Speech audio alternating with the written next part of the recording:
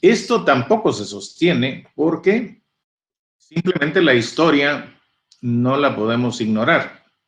Es prácticamente imposible porque los hechos históricos tienen consecuencias a lo largo del tiempo y sin duda la Guatemala de hoy es un desarrollo, la Guatemala de hoy tal como es un desarrollo histórico necesario de la independencia.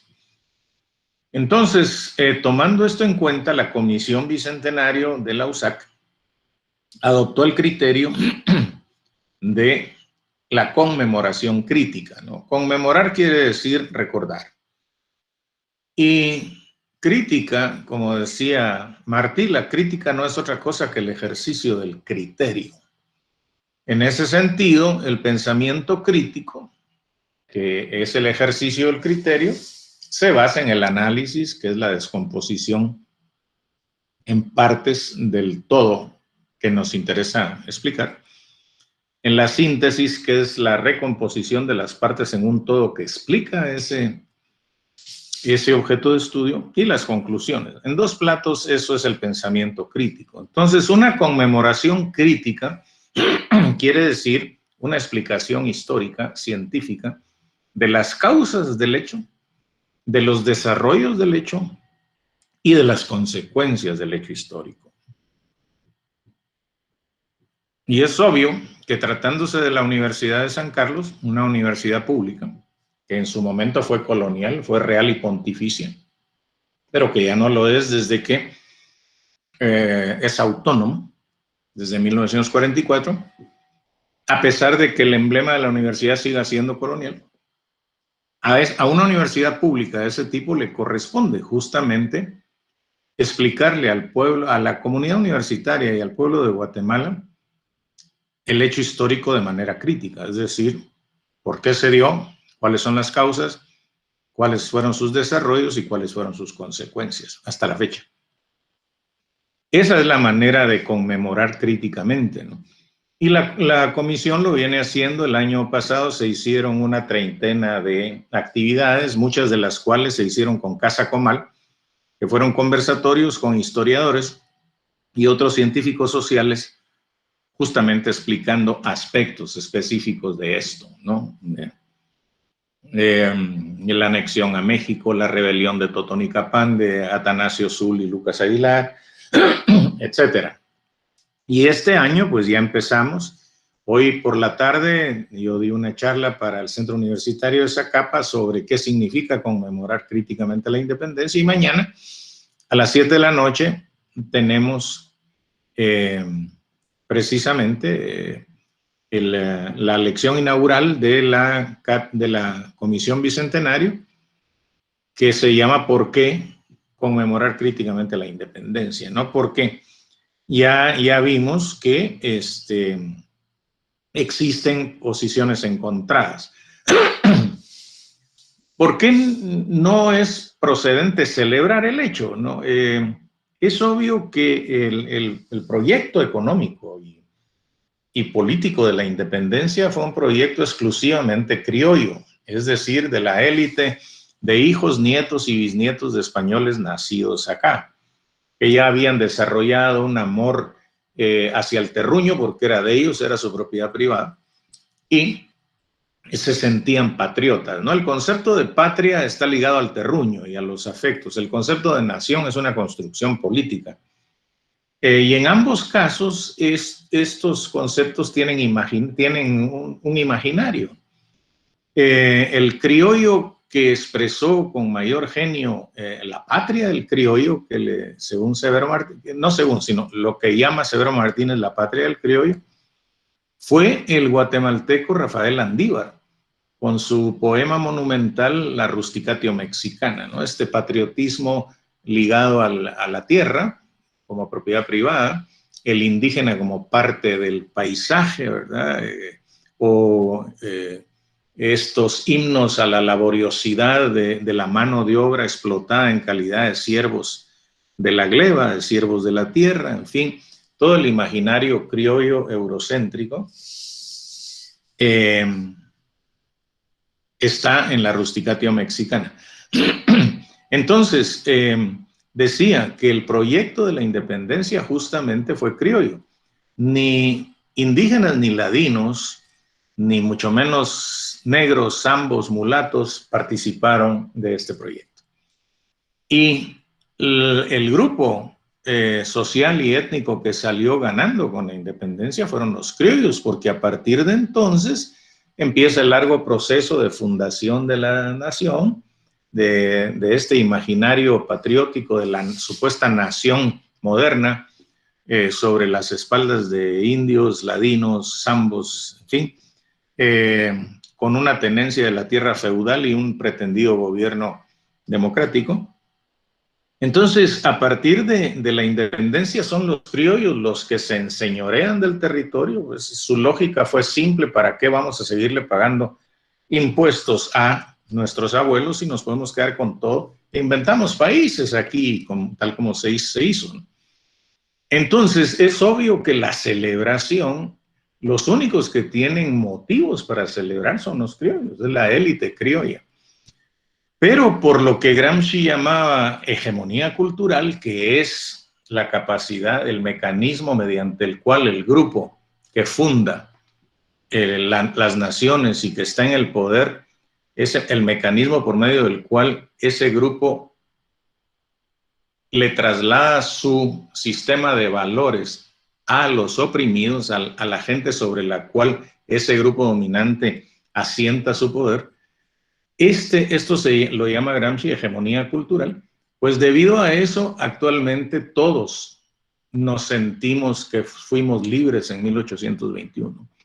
Todos vibramos de patriotismo con el himno nacional, con la bandera, etcétera, a pesar de que el Estado criollo y el Estado oligárquico no funciona y no nos sentimos parte de una nación que nos acoja como ciudadanos, porque el Estado está ausente en la salud pública, en la educación pública, está ausente en los servicios, está ausente siempre al extremo de que la economía subsiste no por lo que produce el sector productivo, sino por las remesas de nuestros emigrantes. Entonces se trata de un sistema económico fallido, ¿verdad?, que ha funcionado así gracias justamente a la independencia.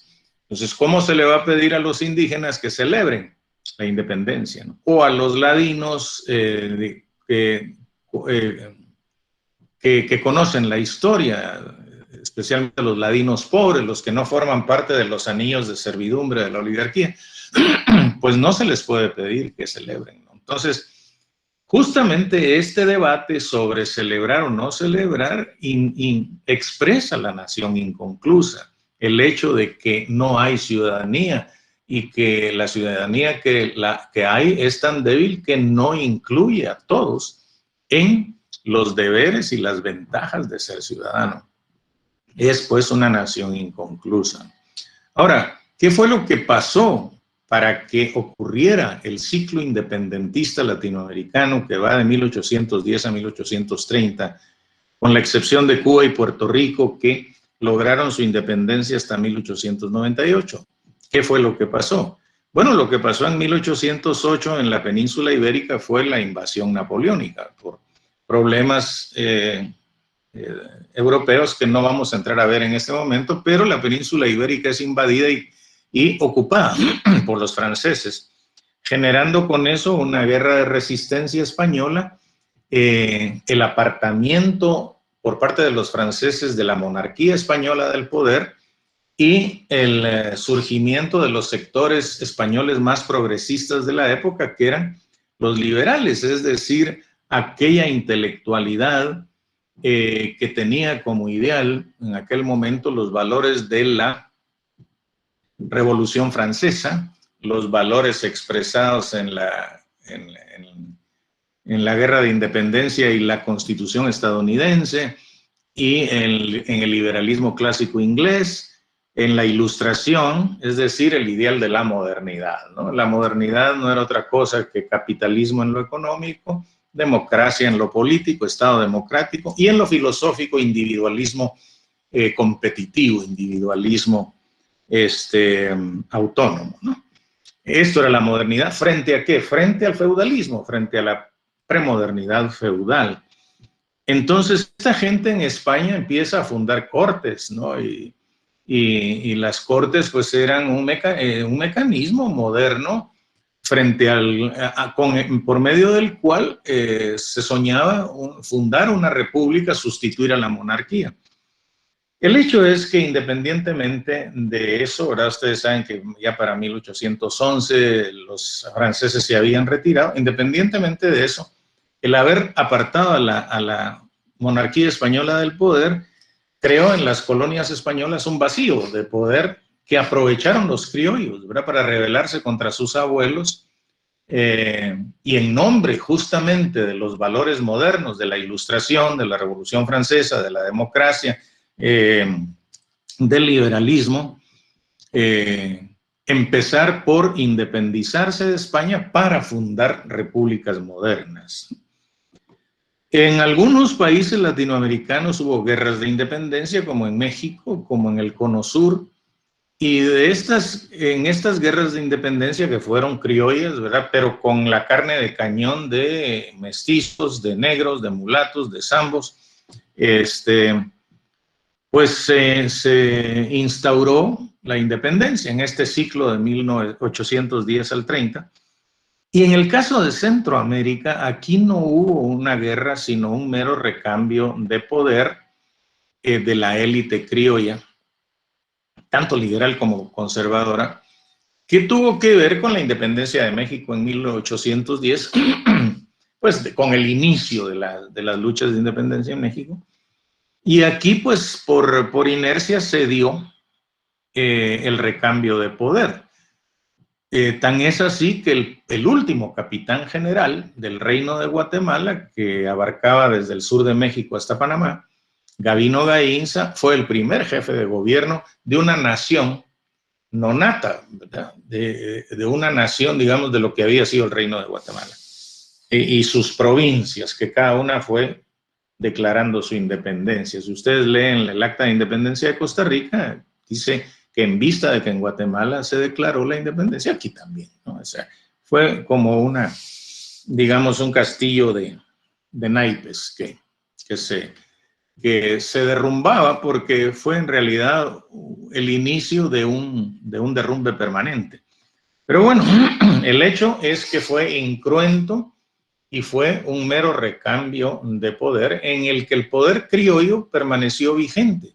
Y lo que ocurrió fue que lejos de instaurarse la modernidad, siguió la colonia, ¿verdad? Porque es imposible, y este es el pecado original de la modernidad, de la fallida modernidad latinoamericana del siglo XIX, es incongruente querer fundar un Estado democrático sobre una tenencia de la tierra feudal, cuando el esquema liberal de modernidad nos indica, según el ejemplo de Estados Unidos, de Francia, de Inglaterra y recientemente de Taiwán, recientemente en los años 40 de Taiwán, o para no ir muy lejos de Costa Rica, es que para poder fundar un Estado democrático primero hay que hacer una reforma agraria y convertir el latifundio feudal en pequeña propiedad agrícola, en crear una base económica de pequeño propietario agrícola, de cientos o miles de propietarios agrícolas. Y con esa productividad distribuida es posible fundar una democracia. Pero si nosotros tenemos un país latifundista con extensiones de tierra, por ejemplo, que van de la falda del volcán de Agua a las playas de San José, como es el caso de Pantaleón, pues lo que tenemos es una fábrica de pobrería sin tierra, ¿no? Porque toda esa gente que pudo haber sido pequeño propietario con una reforma agraria, no lo va a hacer nunca, y eso es una fábrica de pobrerías en la medida en que la gente se sigue reproduciendo.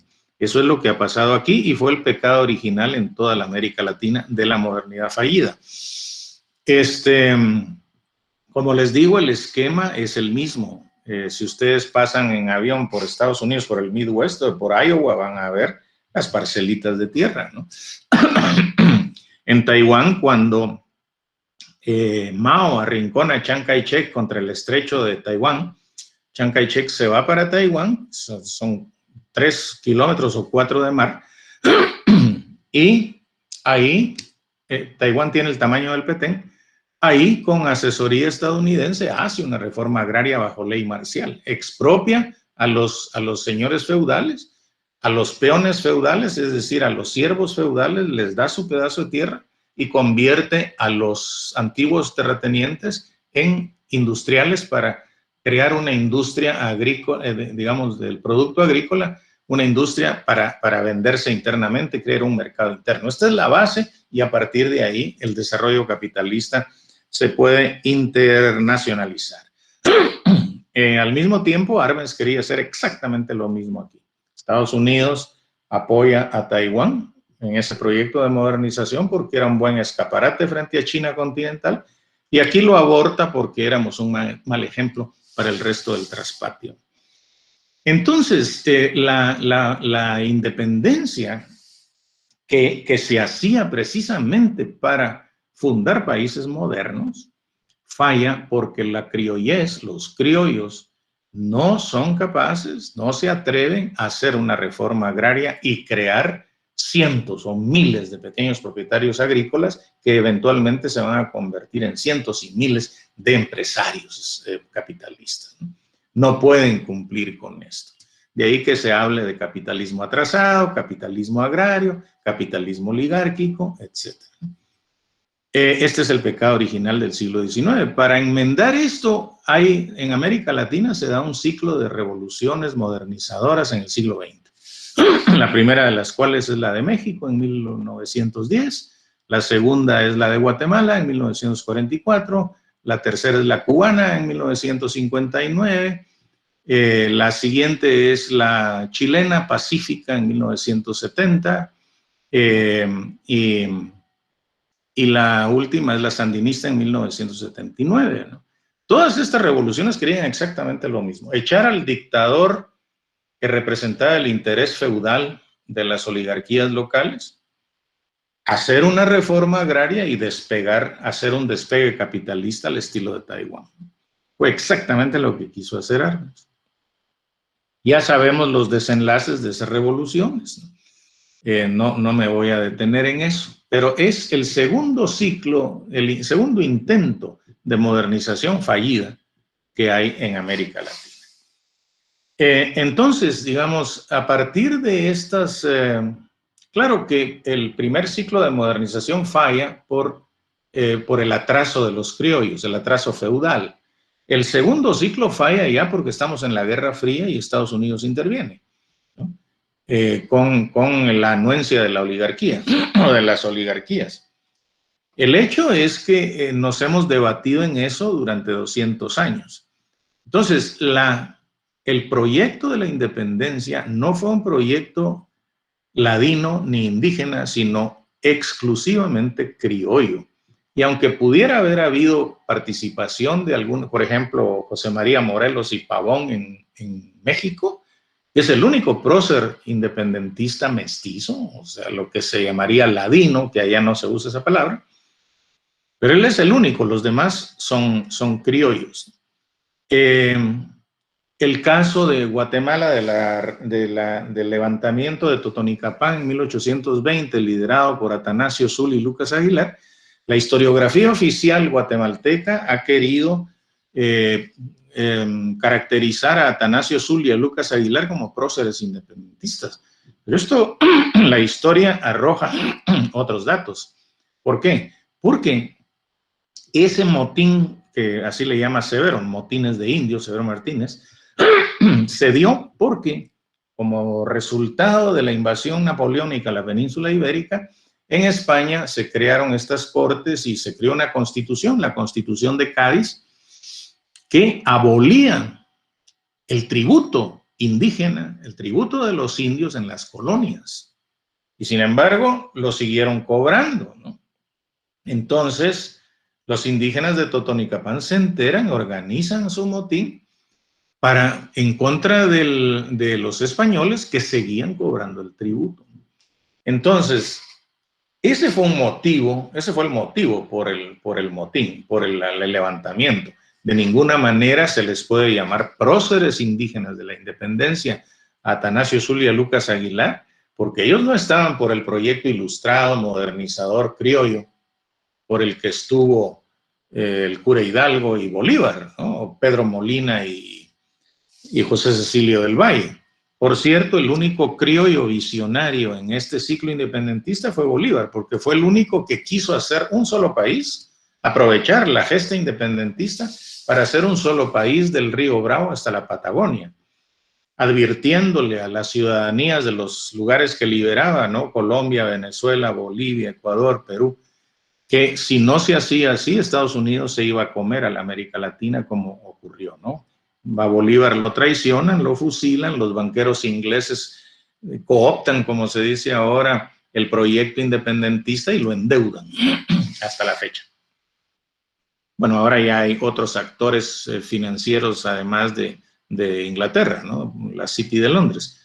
Entonces, fue el único visionario que le dio a la gesta independentista una proyección más allá de la estrecha mentalidad feudal criolla, que inventó paisitos pensando en los límites de sus fincas, de sus haciendas, de sus encomiendas.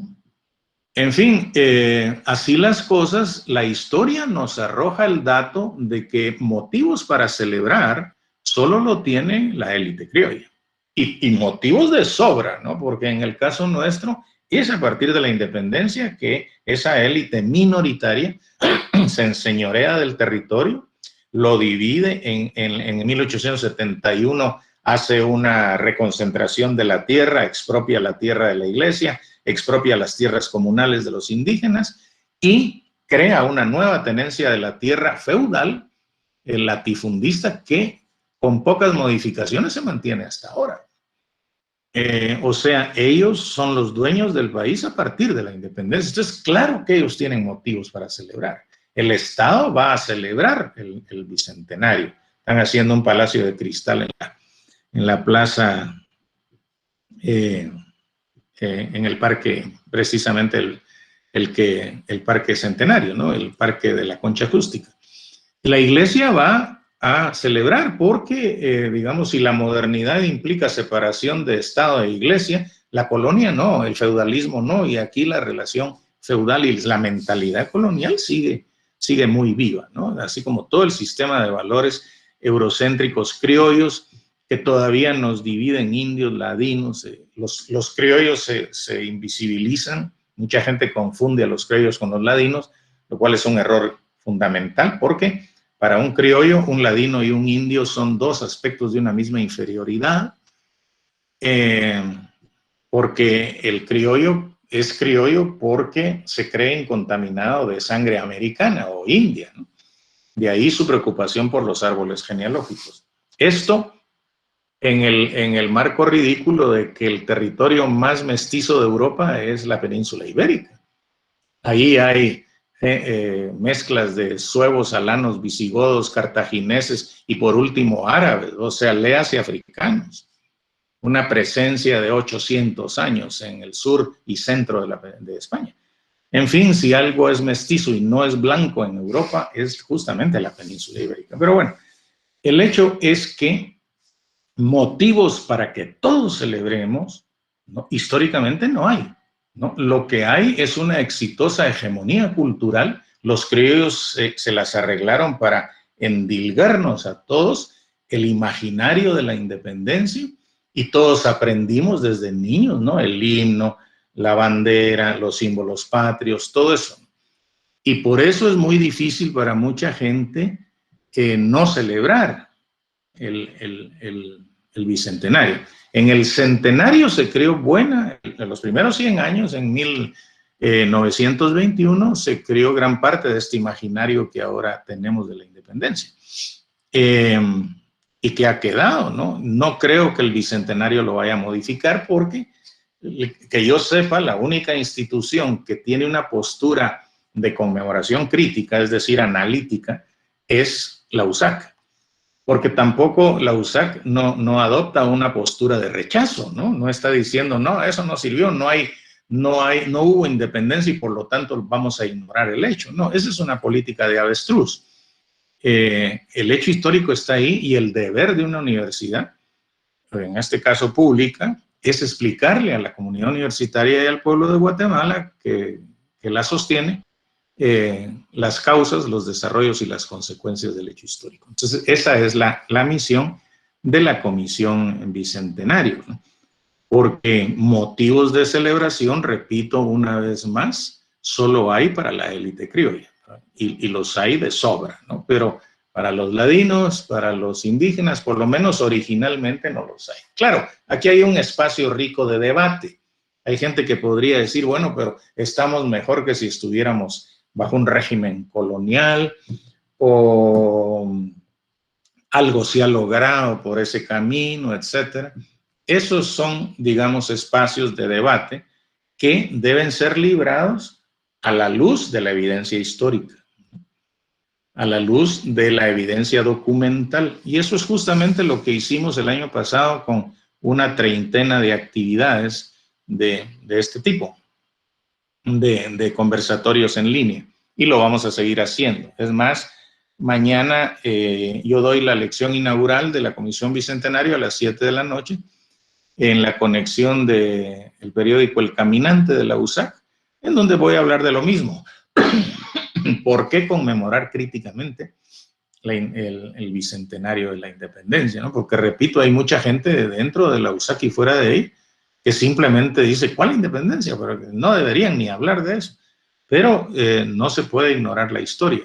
Es imposible, ¿no? Nosotros, para entender por qué estamos como estamos, tenemos que entender qué pasó, ¿no? Porque este país que tenemos en este momento, ¿no? Esta nación inconclusa, este Estado fallido, este sistema económico corrupto, que es el que necesita de un Estado corrupto para funcionar, es producto de la independencia. El hecho de que nuestra economía se sostenga no por lo que se produce, sino por lo que se recibe de los emigrantes, eso expresa un sistema económico fallido. O sea que no solo estamos fallidos en lo político, ¿verdad? Porque el Congreso es corrupto, porque sino que estamos fallidos en lo económico. La economía de Guatemala subsiste porque sus ciudadanos más pobres tienen que irse a otro país a buscar empleo, bajo condiciones muy duras, casi de vida o muerte, Entonces, es un sistema absolutamente fallido. Y eso es directamente una consecuencia de la independencia, porque la independencia la hicieron las élites criollas que siguen siendo las dueñas de la tierra, que siguen ahora, además de manejar la tierra, manejan el comercio, manejan las finanzas y a menudo, por qué no decirlo, las narcofinanzas, ¿no? En estos narcoestados, porque los narcoestados son varios, unos más o menos narcos que otros, ¿no? Por ejemplo, me parece a mí que Honduras es más narcoestado que Guatemala, pero son gradaciones de una misma degeneración, ¿no? Y todos navegan con la bandera de la democracia, con la bandera de la libertad capitalista, ¿no? Acordémonos que el capitalismo tiene un ideario, ¿no? El ideario liberal que es igualdad de oportunidades, no de logros, libre competencia y control de monopolios por parte del Estado. El neoliberalismo es, por el contrario, ¿no?, una teorización en favor de los monopolios, que es lo que se impuso aquí desde los 70 en el primer mundo, desde los 80 con el consenso de Washington en América Latina, ¿no? Es decir, el neoliberalismo, somos países ya corporativos, ya aquí hay un sector de la oligarquía que es corporativo y hay otro sector que es todavía semifeudal, ¿verdad? Los corporativos son los que yo he llamado dionicistas y los medio feudales, los arzuistas, porque hay un arzuismo sin arzú. Y esa es la pugna que mantienen. En este momento, Jimmy Morales y Yamatei son parte del arzuismo. Y como ustedes saben, uno de los adalides de la lucha contra la corrupción y la impunidad es Dionisio. Él es corporativo, él tiene multiinversiones, tiene intereses en un montón de países. Guatemala es nada más uno de ellos. Entonces, toda esta situación actual de Guatemala y el dilema que nosotros vemos hacia el futuro de qué hacer y quién lo va a hacer, o esta desconexión del sujeto del cambio por medio de la interconexión en clave banal, en clave de entretenimiento banal, es producto justamente de la independencia. Porque no fue, repito, una independencia ladina, no fue de todos, fue de ese grupo, y ese grupo desde entonces controla el país. Esto vale para el resto de América Latina, con la excepción de Cuba. En fin, entonces es imprescindible, digamos, para poder comprender nuestro presente, explicar nuestro pasado. Y el bicentenario me parece a mí una oportunidad de oro para que la universidad pueda hacer esto, y es lo que estamos haciendo en la Comisión Bicentenario, tratar de explicar críticamente estas cosas, no ideologizarlas en el sentido de hacer un alegato antioligárquico en nombre irresponsablemente de un socialismo que en este momento no tiene sujeto, que no hay quien lo haga, ¿no? Lo que aquí fue la izquierda ahora es un conjunto de ONGs financiadas justamente por un sector del capitalismo mundial, que es el capitalismo financierista, ¿no? El que nos llevó a la crisis del 2008 y que nos está haciendo vivir esta crisis tomando el coronavirus como pretexto. Es decir, como nadie trabaja, entonces tenemos crisis. La crisis ya venía mucho antes del coronavirus, pero bueno, este es otro tema geopolítico. Este es otro asunto. El asunto es que nosotros, para entender el presente y ver el futuro, tenemos que hacer esto. Y esta es una oportunidad de oro. En el 2024 se va a presentar otra oportunidad de oro para seguir haciendo esto, que sería la conmemoración crítica de la llamada conquista española. Acordémonos que en 1524 fue esta conquista. Entonces no sería bicentenario, sino sería quincuagecentenario, sería la quincuagésima, el aniversario 500. Hasta me quedé sin recurso castellano. El 50º aniversario de la llamada conquista, ¿no? Que yo creo y espero que dé lugar a un debate como el que estamos propiciando nosotros desde la Comisión Bicentenario, con estudiantes de la USAC, con gente de fuera, con la gente que quiera ver nuestros conversatorios, etcétera, etcétera. Entonces, esta es la historia de la Comisión Bicentenario, que además fue creada por mandato del Consejo Superior Universitario. Yo la estoy coordinando, a mí me cayó eso, no lo busqué, simplemente me lo pusieron y yo lo estoy asumiendo.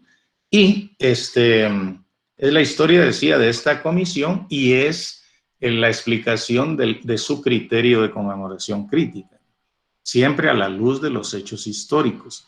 Yo estoy haciendo un esbozo muy rápido de la historia, pero si ustedes ven nuestros conversatorios, se van a dar cuenta de que ahí especialistas, historiadores y otros científicos sociales desmenuzan este hecho, ¿no? Hemos hecho 3 conversatorios del papel de la mujer en la independencia, y ahora vamos a empezar con el arte en la independencia, la literatura en la independencia, la música en la independencia, la arquitectura en la independencia, la danza y el teatro en la independencia, y el cine sobre la independencia, ¿no? Porque en la época de la independencia no había cine, pero sí hay una serie de imágenes sobre eso, filmadas sobre eso.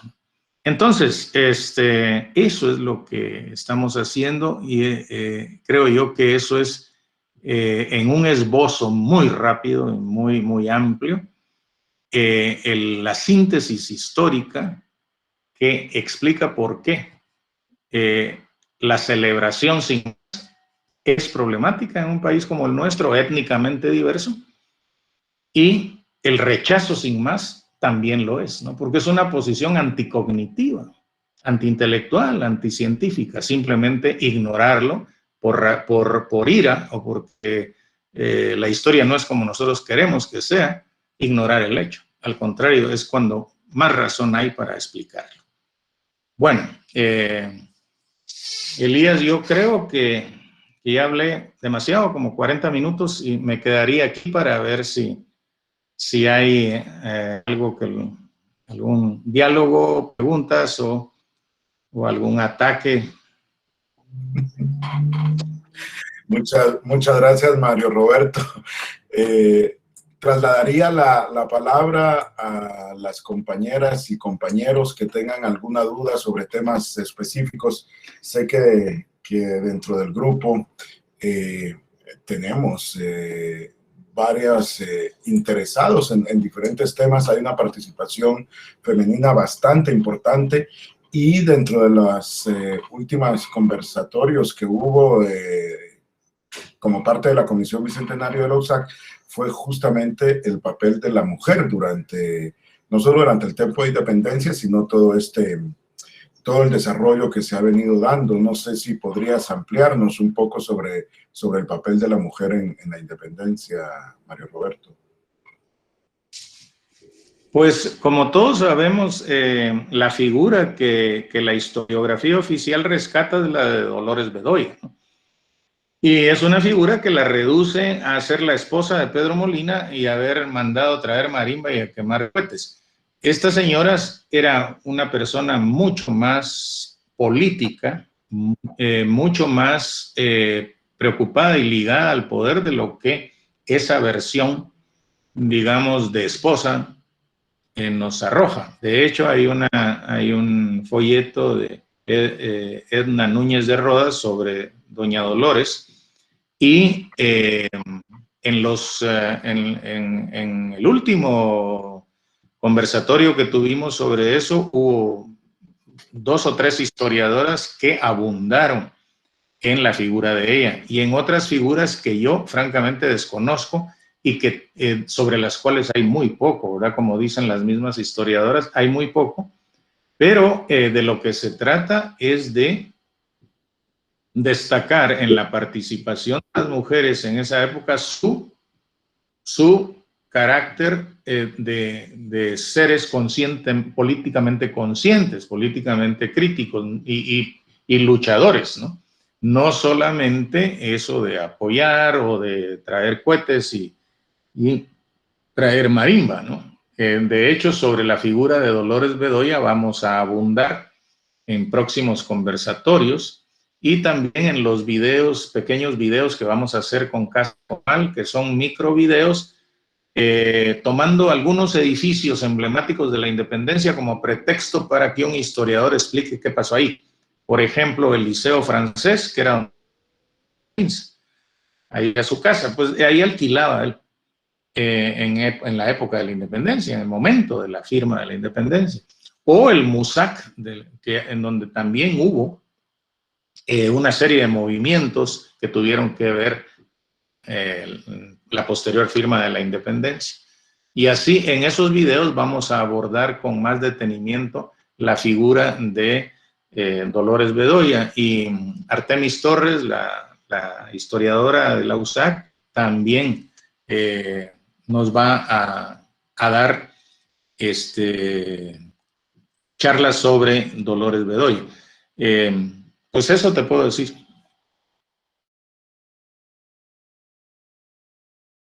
Obviamente, lo que hay que hacer es cambiar la historia, cambiar las condiciones materiales, ¿verdad?, de la historia. Más que, o sea, no es una disyuntiva, o estudiamos la historia o nos lanzamos a cambiar, no es una disyuntiva, son las dos cosas. Entonces, estudiar la historia es una cosa concretamente más posible que lo otro. ¿Por qué? Porque en la actualidad el sujeto del cambio ha sido desenchufado por parte del intelecicidio, por parte de la corporatividad cultural global, ¿no? De hecho, pues actualmente luchar por el cambio se percibe, como digo en mi artículo de hoy en la tarde, enarbolar el celular y luchar desde casita, librar batallas mortales, ¿verdad? Es decir, ha habido una sustitución del eje de la lucha de clases, por los culturalismos. Entonces, ahora luchamos por cuestiones culturales y que es una lucha que se puede hacer online o, si no, en la calle convocados online por net centers. Eso implica una domesticación de la rebeldía y del disenso que ha llevado, pues, a pelear por culturalismos y no por reivindicaciones de clase. Y por eso se ven mal las manifestaciones clasistas, como la marcha de mañana de Codeca, que espero que no tenga ninguna interrupción, porque ya dijo Codeca que si no la dejan manifestar en la capital va a paralizar el país. Eso es una lucha, digamos, por reivindicaciones de clase. Pero el sujeto de cambio se ha reducido al campesinado pobre, desesperado, ¿no? Porque ya los sindicatos, incluso las organizaciones campesinas, los partidos de izquierda son ahora moderados. Hay moderación, el concepto de moderación que lo trato en mi artículo de hoy. Entonces, el sujeto del cambio se desenchufó, se suavizó, ¿no? Y ahora las luchas pues son por reivindicaciones culturales que en nada tocan el sistema. El sistema básicamente es un sistema económico corrupto que necesita de un Estado corrupto para poder funcionar. Entonces, el elemento corruptor del Estado es el sistema económico. Y por eso da un poco de grima ver que uno de los principales líderes del sistema corrupto es a la vez uno de los líderes de la lucha contra la corrupción, la corrupción del Estado. Entonces, la pregunta sería, hay que hacer el cambio, pero ¿quién lo va a hacer? Los únicos que se ven desde una perspectiva de clase que lo están haciendo son los campesinos. Y hablo de Codeca en su marcha de mañana, ¿no? Yo sé que hay más organizaciones campesinas, pero están más circunscritas a cuestiones culturales que a cuestiones de clase, ¿no? Codeca no anda reivindicando la tierra de una manera explícita, sino la nacionalización de los servicios básicos, principalmente de la electricidad. Eso es una reivindicación de clase. Pero son los únicos. Entonces, el sujeto del cambio se ha reducido a la clase social más pobre, más marginada, que es el campesinado sin tierra. Y entonces los demás, nosotros, la clase media, los asalariados de todo tipo de servicios o manuales, pues tendremos que, si queremos participar en la práctica de eso, que subordinarnos al liderazgo de los campesinos. Eso es lo que hay en Guatemala en este momento. Y para eso sería ideal saber la historia, ¿verdad? Porque si no la sabemos, podemos incurrir en repeticiones inútiles. Entonces, no es una opción de o estudiamos o luchamos, ¿no? Creo yo que son las dos cosas. Nada más. Como dije al principio, de ninguna manera el levantamiento de Totonicapán tuvo que ver con el proyecto criollo ilustrado de la independencia. Ellos no estaban por eso. Ellos estaban luchando porque, a pesar de que la Constitución de Cádiz había prohibido el tributo de los indios, así llamados, la corona seguía cobrando ese tributo aquí. Por eso se rebelaron. Y forma parte de un larguísimo ciclo de rebeliones que Severo Martínez llamó motines de indios. Severo Martínez tiene un juicio muy interesante en La Patria del Criollo y en Motines de Indios, que es otro libro de él. Él dice, el motín, o sea, la rebelión, un motín es una rebelión desorganizada y por lo tanto condenada al fracaso. El hecho de que hayan rebeliones no organizadas tiene que ver con la desesperación de las condiciones laborales. Entonces, él dice, el motín de indios fue la principal expresión de la lucha de clases durante la colonia. Y contabiliza con documentos municipales y eclesiásticos un motín al mes en Guatemala durante 200 años. O sea, 2 siglos, un promedio de un motín al mes. Eso es lucha de clases, ¿no? Entonces, claro que hubo más motines, pero no en la sintonía de la independencia criolla para fundar repúblicas modernas que nunca se fundaron. No, ellos lo que querían era liberarse del tributo, de las condiciones esclavizantes del trabajo, y ni siquiera llegaron a reivindicar tierra en ese momento. La lucha que hay ahora es mucho más avanzada que el motín. No hay motines, la lucha de los indígenas ahora es organizada, ¿no? Es organizada. Algunas organizaciones caen en el culturalismo o se quedan en el culturalismo. La lucha cultural es muy importante, sí, idiomas, costumbres, tradiciones, trajes, lo que sea, pero lo principal es lo económico, es la condición laboral, que también pasa por la tierra, ¿no? Ese es mi criterio, ese es mi criterio. Y por eso hablaba de Codeca mañana. Entonces, el motín no se puede comparar ni con las luchas independentistas criollas, ni con las luchas indígenas, campesinas de hoy, como dicen ellos, desde los territorios, por los territorios. Son dos cosas diferentes, hay una evolución muy grande de entonces a ahora. Eso.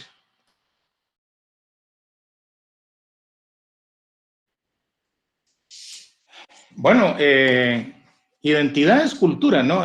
La tríada ideología, cultura, identidad son 3 momentos de un mismo proceso. Todos los pueblos, desde las cavernas hasta la actualidad,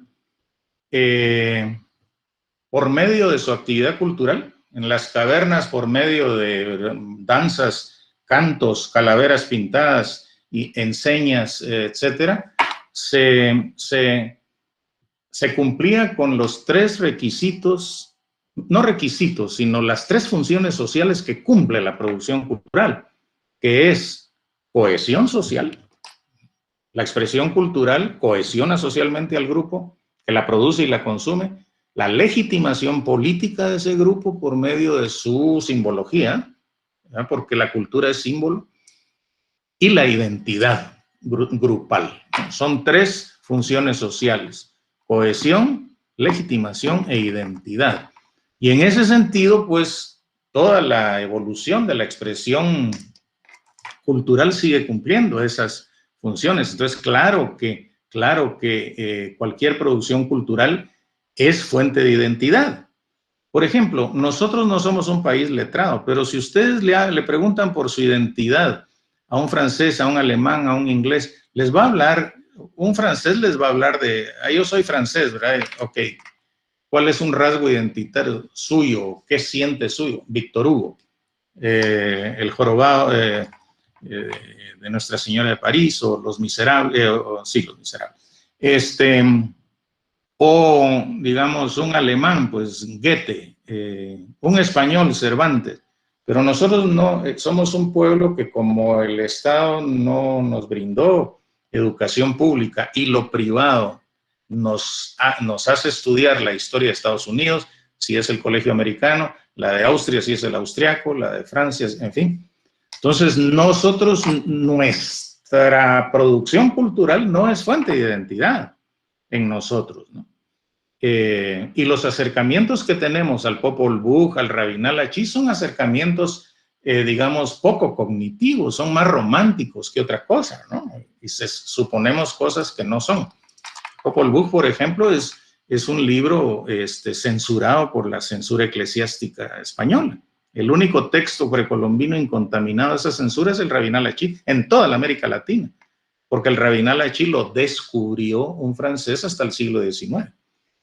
Entonces, el cine, digamos que es la forma de expresión cultural moderna por excelencia, ¿verdad? La única forma artística que ha sido capaz de llevar la ilusión de simultaneidad espaciotemporal a lo visual, a la pantalla, ¿no? Esto lo trató de hacer el cubismo en una superficie plana.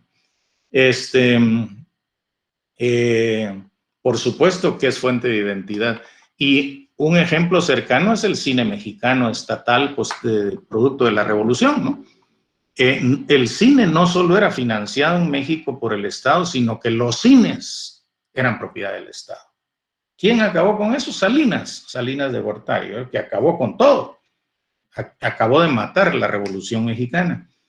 Pero acuérdense, ahora nosotros nos puede dar un poco de risa el cine de la época de oro de México y nos puede parecer ridícula la figura del charro, borracho, parrandero y jugador, pero muy, muy guadalupano, ¿verdad? En fin, pero esta invención del mexicano fue cinematográfica, ¿no? Hay un libro muy hermoso de Monsiváis que se llama No vengo a pedirte amores, que es un verso de José Alfredo Jiménez, y es el análisis de Pedro Infante, del actor, como creación, digamos, el ídolo Pedro Infante como una creación cinematográfica de Ismael Rodríguez. Y un prototipo de la mexicanidad, de la masculinidad, del machismo mexicano. Entonces, claro que podemos criticar el machismo, el sexismo, etcétera, pero eso le dio a México una cohesión social, una legitimación política y una identidad enormes que hasta la fecha duran. En Guatemala dice, ¿por qué será que los mexicanos son nacionalistas y nosotros no? Pues que el Estado se ocupó de hacer eso. En Costa Rica, pues dice, ¿por qué los ticos son nacionalistas y nosotros no? Ahí no hay cine igual que aquí, pues, que empezó recientemente. Pero en Costa Rica se valen del sistema educativo para inculcar identidad nacional, ¿verdad? Porque la identidad nacional es una creación del Estado. Si el Estado no crea identidad nacional, no puede haberla. Y claro, podemos criticar el nacionalismo, podemos criticar la nación, podemos criticar el Estado nacional válidamente. Pero por ese camino se logra cohesión y legitimación. Aquí nosotros no creemos en nuestros dirigentes, no creemos en el Estado, no creemos en nada, no creemos en nosotros mismos. Hay un fuerte complejo de inferioridad, ya no digamos frente a Estados Unidos, frente a México. Bueno, aunque esto funciona un poco así del norte al sur. Aunque ahora pues ya El Salvador nos gana en muchas cosas, ¿verdad? En fin, porque nos hemos deteriorado como país, ¿no? Al extremo de que ya se habla de que los próximos candidatos a la presidencia aquí está entre Neto Brand y Consuelo Porras. Imagínense ustedes, pues cuando uno cree que no se puede caer más bajo, el piso cede. Entonces, respondiendo a la pregunta, claro, toda la cultura crea identidad y el cine mucho más. El asunto es que esa cultura sea compartida, porque si no se comparte, pues las funciones sociales no se cumplen, no cohesiona, no legitima y no otorga identidad. La identidad ladina es que me preguntan ahorita por escrito, Guzmán Bocler decía que el ladino no tenía identidad, pero nadie puede no tener identidad. Y por eso bromeaban con él cuando llegaba con sus amigos a la USAC y no le hablaban. Decían, muchacho, ¿por qué no me hablan? Como sos ladino y no existís. Entonces, bromeaban con él de eso.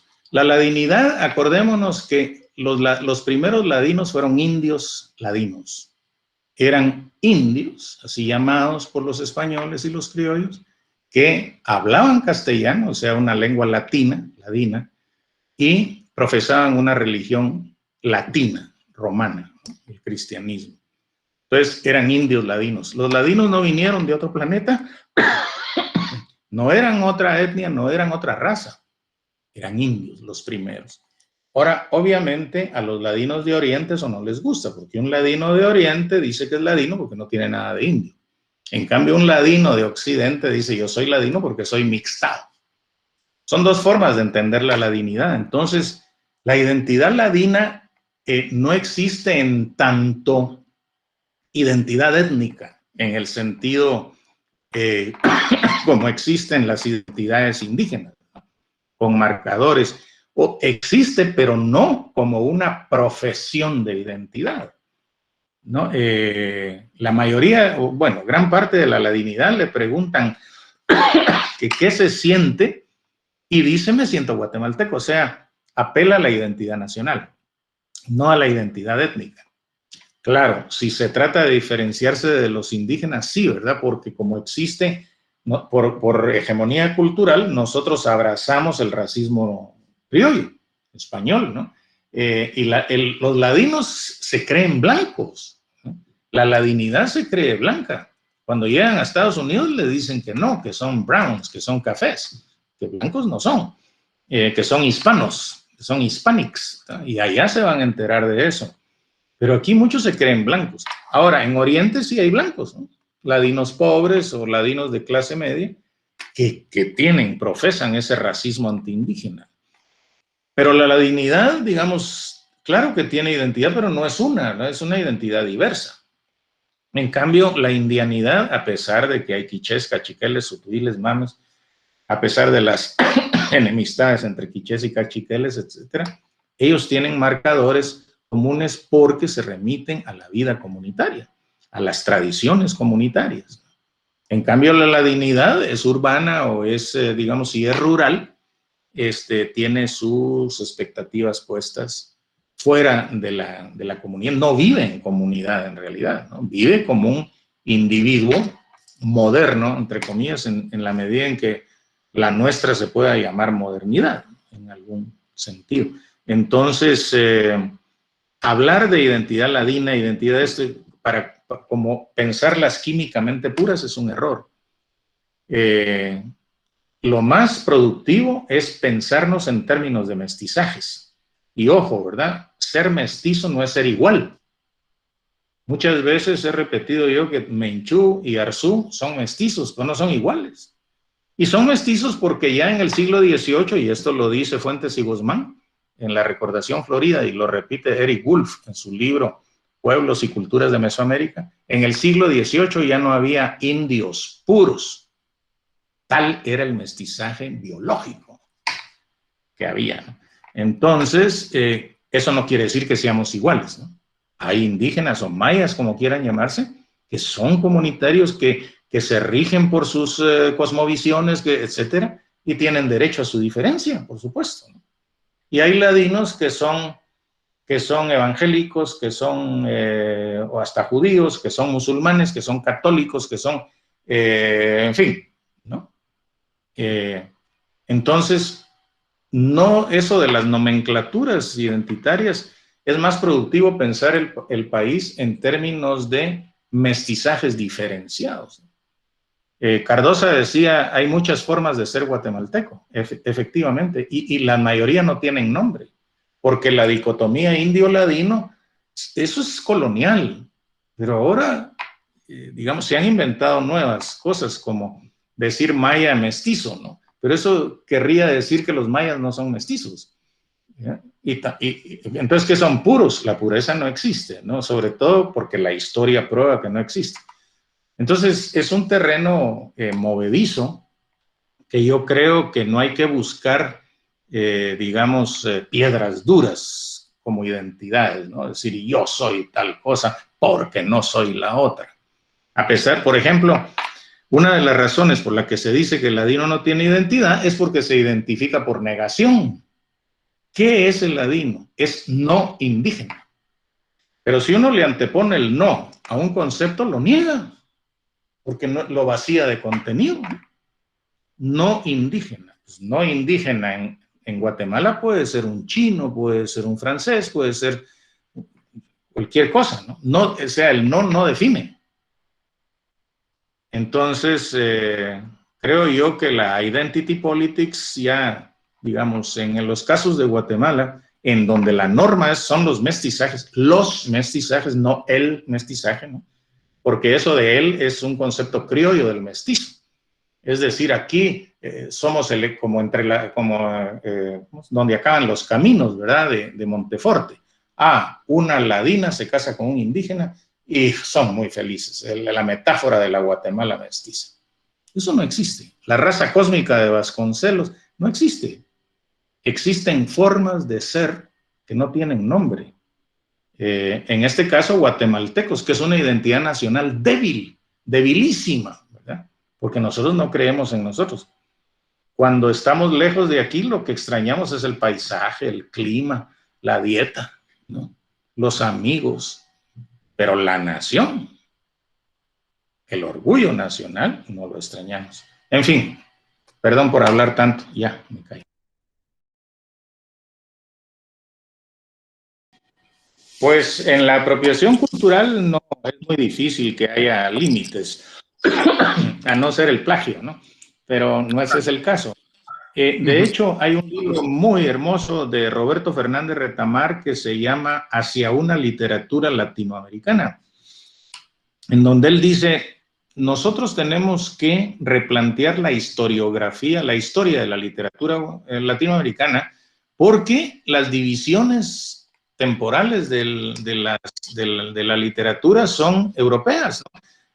América Latina tiene romanticismo, tiene neoclasicismo, tiene realismo, naturalismo, pareciera que nuestras literaturas, dicen, fueran un calco de las europeas, a pesar de que aquí, digamos, las tendencias europeas, y esto es válido también para la música, para la arquitectura, vienen casi con un siglo de atraso respecto de Europa, ¿no? Y aquí se mezclan el barroco americano, desde el barroco americano. Pero él dice, no se trata de una literatura refleja, se trata de una apropiación cultural creativa, porque obviamente Atala de Chateaubriand no es igual a María de Jorge Isaacs, que es una metáfora de Colombia, o de Amalia de José Mármol, que es una metáfora de Argentina, ¿verdad? Entonces, se trata de realismos, naturalismos, romanticismos, en fin, y hasta vanguardias, que no son reflejas, sino que tienen una originalidad dada por el espacio-tiempo latinoamericano, ¿no? Digamos, Ginastera no se puede considerar un imitador, ni tampoco un mero folclorista. Eso es un hombre que inventa, que crea a partir de muchos insumos populares de América Latina, ¿no?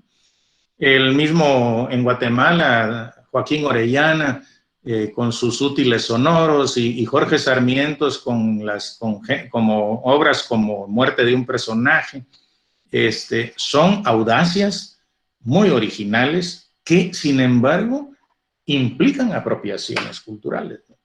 Y usted lo sabe mejor que yo, todo el arte, toda la historia del arte es una larga secuencia de apropiaciones culturales.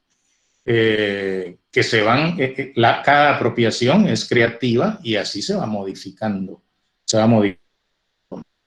Entonces, es una pregunta que daría para muchísimos, sobre todo en el campo de la creatividad y de un arte tan, ahí sí que inacible como la música, que es un lenguaje, pues voy a decir el lugar común, es un lenguaje universal, no está determinado por su soporte material, es el sonido, o digamos la materialidad de los instrumentos, pero digamos es de una abstracción tal que no tiene fronteras, o tiene menos fronteras que las otras artes, que las visuales y el arte literario. En fin, pero yo creo que, no sé, tal vez contribuyo más al desconcierto general con esta respuesta.